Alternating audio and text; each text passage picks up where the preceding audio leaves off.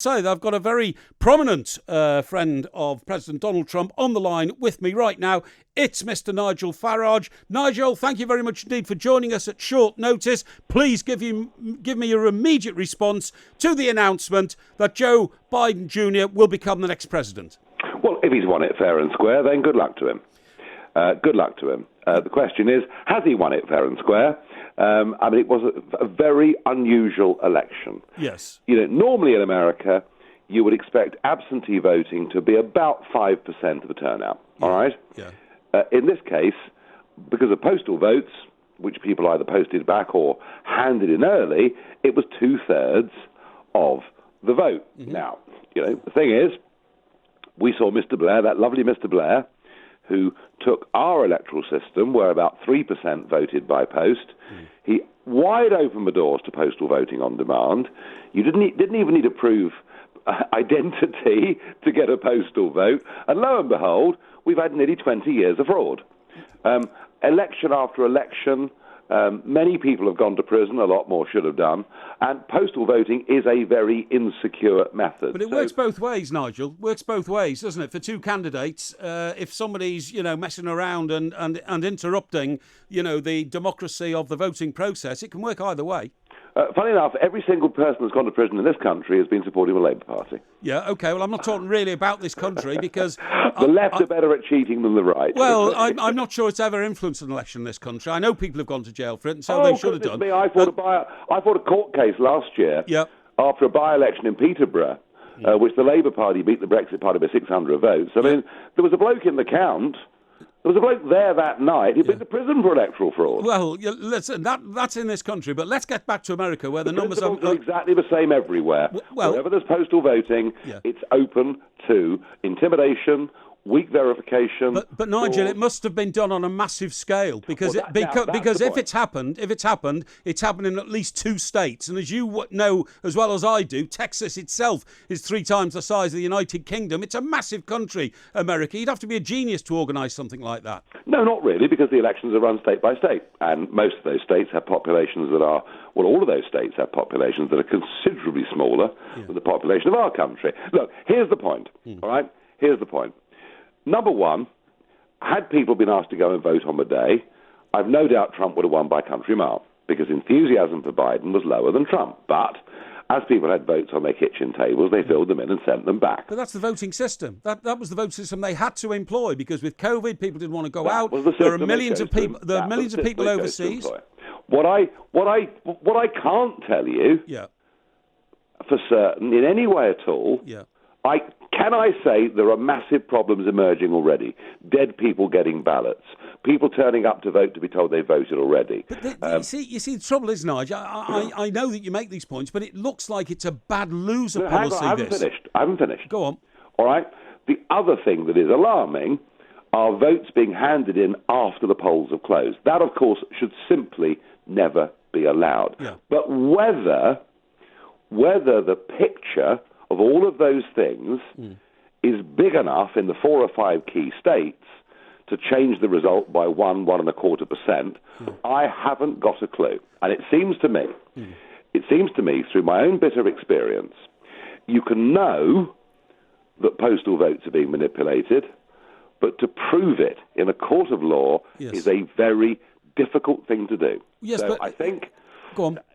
My guess is that Trump will launch legal challenges. Yeah, well, I don't think he should, do you? I mean, it sounds to me, you see, it's sounding like a conspiracy theory. There may have been an element of misplaced votes. Votes might have been lost. Votes might have been, tampered with, but on a tiny, tiny scale. It must be a tiny scale, Nigel, because the voting system, I've done 2 US American elections, right? Bill Clinton and Ronald Reagan, and I know how scrupulously these things are handled. No. That was when they were having proper elections where you turn up to vote, prove who you are, and fill in a piece of paper. Right. Different time. This election, and you're right, COVID was used as the reason for doing it this way. Yes. This was America's first experience of postal voting, all right? Now, look, as I say, is Trump right to ask questions? Is he right to ask questions about a huge dump of votes in Wisconsin that came in hours after the polls had closed. Yes, they are absolutely fair and valid questions. And if he wants to ask the court to decide, should those votes that came in after the polls had closed in Pennsylvania and Wisconsin, should they be valid or not, then he's fully entitled to ask that question. He is fully entitled. He's fully entitled to ask the question about anything to do with the voting system. But at the end of the day, it looks like conspiracy theory. It looks like... Well, if you think late votes are acceptable, that's up to you. I don't. No, I don't. But you've already said, Nigel, and this is the big issue that he's got to get over, there isn't a shred of evidence yet that any of the alleged complaints he's put the complaints of alleged Mickey Mousery with the voting, there's no evidence. There's no evidence. There's already conclusive evidence. Well, where is it? Donald Trump hasn't produced it. There's already conclusive evidence that in one county in Michigan, the computer failed and put votes in the wrong column. There is total evidence that votes were accepted late in Michigan and in Wisconsin. Now, listen, this is up to a judge. If a judge says, because of the circumstances of this election, because it's our first experience, we are going to accept late votes. And whilst we do, Mr. Trump, agree that there have been irregularities, but they're not sufficient to have changed the result, right? If that is if that's what a judge says, or even the Supreme Court says, then that's the moment at which Donald Trump has to accept it. But is he right to challenge this in the same way that Al Gore did 20 years ago against George Bush? Yes, he's entitled to do so. Yeah, I totally agree. But President Trump hasn't produced the facts that you've produced on this show on Talk Radio. I haven't seen President Trump stand up and say, look, here's a list of evidence which is mounting. He hasn't done that. No, and that's because they're building their case. They're building their case, and we will see how sufficient it is. Look, I think, realistically, yes, it is unlikely, absolutely, that the result of this election will change. But there's another way of looking at it, which is this: Trump was. I spent the last 8 days of the campaign touring America, watching the Trump campaign. I saw that. You were doing it for the Daily Telegraph newspaper, yes? Yep. No, I was out there doing it, following it around, and the day I arrived, the Washington Post said he was 17 points behind. The other pollster said, no, it's not as big as that. He's only 12 points behind. As it was, he launched this superhuman effort. He got 70 million votes, which is more than any Republican candidate's ever got. That's all right, and more than he got last time, 3 million more than last time. He got more black votes, more Latino votes. Another 3 million, absolutely. Than the Republican Party have ever got. Yeah. They won seats. Yep. In the lower house. They're holding on to the Senate. Yeah. All of that means that Biden is effectively a lame duck president. And actually, Trump has massively exceeded expectations. Oh, massively. But you see, Nigel, that you can relate that to what happened in this country with the Boris Johnson election.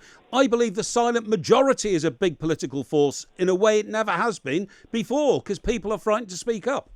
Yeah, I think that's right, and that's why the polling industry is virtually bankrupt. So, look, I think in the end, the by far the most likely outcome is that we carry on with Biden as president. I think that Donald Trump will stay leader of the Republican Party. Yep. I mean, he's the first president I've seen in my lifetime. Yep. Who looks fitter after 4 years of office than he did when he started. Well, you could well be. One last question, please, because there's a lot of people who want to talk to us, but I'm very grateful to you for your time tonight, Nigel. Do you think President Trump has ambitions to be a politician again, i.e. to be president again? I mean in the next election, not this one. Knowing the man, the word failure isn't even in his vocabulary. Yeah. He will view this as a temporary setback, and the rallies will start in February. I think he'll keep going. He may well be. And if you say he looks fitter now than he did 4 years ago, who knows how fit he will be next time round. Nigel Farage, thank you very much indeed for giving us your time on Talk Radio tonight.